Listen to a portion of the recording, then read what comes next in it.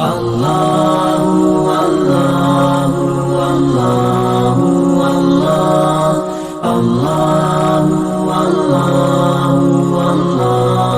لکھتے ہیں کہ گائے ذبح کرنے کا اللہ نے حکم دیا، یہ چاہتے تو گائے ذبح کر دیتے ہیں۔ ہم نے ایک تفسیر سنی تھی کہ سامری ایک جادوگر تھا، اس نے سونا جمع کیا تھا قوم کا، بنی اسرائیل کا، پھر اس نے ایک بچڑا بنایا تھا، یعنی ایک گائے بنائی تھی۔ اس گائے کو یہ لوگ خدا ماننے لگے تھے، ان کے دل میں اس کی محبت بیٹھ گئی تھی۔ اللہ تعالیٰ کے پاس جب ان کی درخواست آئی کہ ہمارے درمیان ایک قاتل ہے، کون ہے پتہ نہیں، اللہ ہمیں بتلا دیں، اللہ تعالیٰ یہاں پر ان کے دلوں میں جو گائے کی عظمت اور اس کی وقت جمی ہوئی تھی، محبت بیٹھی ہوئی تھی، اللہ تعالیٰ اس کو بھی ختم کرنا چاہ رہے تھے۔ اس لیے اللہ نے حکم دیا کہ گائے کو ذبح کرو اور اس کا لوتھڑا لگاؤ، ورنہ ضرورت کیا تھی؟ اللہ کو کیا اللہ محتاج ہیں کہ کسی مردہ شخص کو زندہ کرنے کے لیے گائے کا لوتھڑا لگایا جائے؟ اللہ اس کے محتاج نہیں ہے، مگر اللہ تعالیٰ چاہ رہے تھے کہ ان کے دلوں میں جو گائے کی محبت ہے اس کو ذبح کر کے وہ محبت بھی کم ہو جائے۔ اور وہ گائے سونے کی بنی ہوئی تھی۔ اللہ تعالیٰ نے جب انہوں نے سوال پہ سوال کیے، اللہ تعالیٰ نے یہ بھی کہا کہ صفرا پیلے رنگ کی ہو اور اتنا گہرا پیلا ہو کہ آنکھوں کو بھاتا ہو۔ سونے کا رنگ آنکھوں کو بھاتا ہے، آنکھوں کو اچھا لگتا ہے، دیکھنے والوں کو اچھا لگتا ہے۔ یہ جن کے اندر جو فطرتی اعتبار سے خامیاں تھیں، اللہ تعالیٰ انہی کو یہاں پر قربان کروا رہے تھے۔ اللہ تعالیٰ ویسے ہی شرائط دے رہے تھے، یہ اللہ تعالیٰ کی عادت ہے۔ قرآن کے اندر واقعات کے اندر آپ دیکھیں گے کہ قوم جیسی غلطی کرتی ہے اللہ تعالیٰ سزا بھی اسی طور پر عطا فرماتے ہیں۔ گزشتہ بھی ہم نے سنا تھا کہ اللہ تعالیٰ کی حرام کردہ چیز کو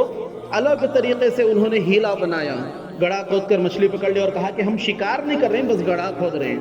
تو اللہ تعالیٰ نے بھی کیا کیا کہ صرف چہرے بدل دیے ان کے کہ تم تو انسانی ہو، بس ہم نے بھی چہرے بدلے ہیں۔ جیسی انسان غلطی کرتا ہے اللہ تعالیٰ سزا بھی اسی جنس کے عطا فرماتے ہیں۔ الغرض ترجمہ دیکھ لیں، اللہ تعالیٰ فرماتے ہیں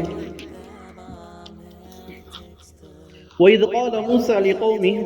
إِنَّ اللَّهَ يَأْمُرُكُمْ أَن تَذْبَحُوا بَقَرَةً، اور یاد کرو اس وقت کو جب کہ موسیٰ نے اپنی قوم سے کہا کہ اللہ تعالیٰ تمہیں حکم دیتے ہیں کہ ایک گائے ذبح کرو۔ قَالُوا أَتَتَّخِذُنَا هُزُوًا، ان لوگوں نے کہا کہ کیا تم ہمارے ساتھ مذاق کرتے ہو؟ قال اعوذ باللہ ان اکون من الجاہلین، موسیٰ علیہ السلام نے فرمایا کہ میں اللہ کی پناہ لیتا ہوں کہ میں نادان لوگوں میں سے ہو جاؤں۔ قالوا ادع لنا ربک یبین لنا ما ہی، ان لوگوں نے کہا، قوم کے لوگوں نے کہا کہ اللہ کے دربار میں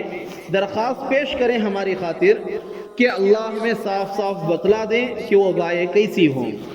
قال انه يقول انها بقرة لا فارض ولا بكر عوان بين ذلك، موسیٰ علیہ السلام نے فرمایا انه يقول کہ اللہ تعالیٰ نے کہا ہے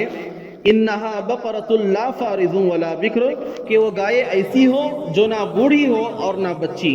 عوان بین ذلك اس کے درمیان ہو، فافعلوا ما تؤمرون پس کر گزرو اس کام کو جس کا اللہ نے حکم دیا ہے۔ قالوا ادع لنا ربك يبين لنا ما لونها، قوم نے دوبارہ کہا، قوم نے کہا کہ اللہ کے سامنے ہماری درخواست پیش کریں کہ اللہ ہمیں صاف صاف بتلا دے کہ اس گائے کا رنگ کیسا ہو۔ قال انه يقول، موسیٰ علیہ السلام نے فرمایا کہ اللہ کہتے ہیں انها بقرة صفراء کہ وہ گائے سخت زرد رنگ کی ہو، فاقع لونها تسر الناظرین دیکھنے والوں کو اس کی رنگت خوشنما لگتی ہو، باہتی ہو۔ قالوا ادع لنا ربك يبين لنا ما هي ان البقرة تشابه علينا وإنا ان شاء الله لمهتدون، قوم نے پھر کہا موسیٰ علیہ السلام سے ادع لنا ربك يبين لنا ما هي کہ اللہ کے سامنے درخواست پیش کریں کہ اللہ ہمیں صاف صاف بتلا دیں اس گائے کے بارے میں، ان البقرة تشابه علينا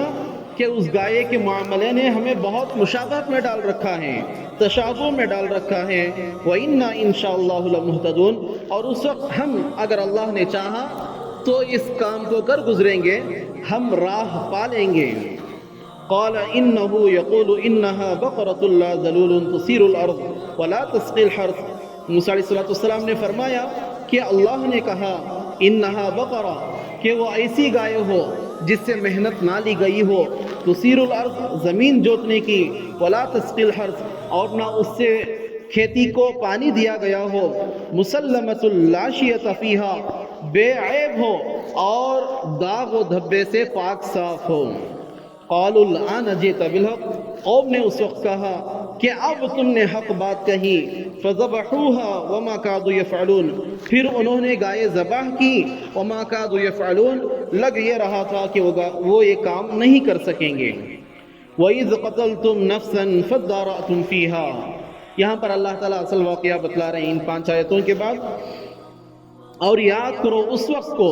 جب کہ تم نے ایک جان کو قتل کر دیا، فَادَّارَأْتُمْ فِيهَا، پھر تم اس معاملے میں ایک دوسرے پر الزام تراشی کرنے لگے، وَاللَّهُ مُخْرِجٌ مَا كُنْتُمْ تَكْتُمُونَ، اور اللہ تعالیٰ اس راز کو نکال باہر لانے والے تھے جس کو تم لوگ چھپا رہے تھے۔ فَقُلْنَا اضْرِبُوهُ بِبَعْضِهَا، پھر ہم نے کہا کہ اس مردہ شخص کو مارو اس گائے کے ایک عضو سے، كَذَلِكَ يُحْيِي اللَّهُ الْمَوْتَى، اللہ تعالیٰ اسی طرح مردوں کو زندہ کرتے ہیں، وَيُرِيكُمْ آيَاتِهِ، اور اپنی نشانیاں، اپنی قدرت کی نشانیاں تم لوگوں کو دکھلاتے ہیں، لَعَلَّكُمْ تَعْقِلُونَ، تاکہ تم لوگ سمجھ سکو۔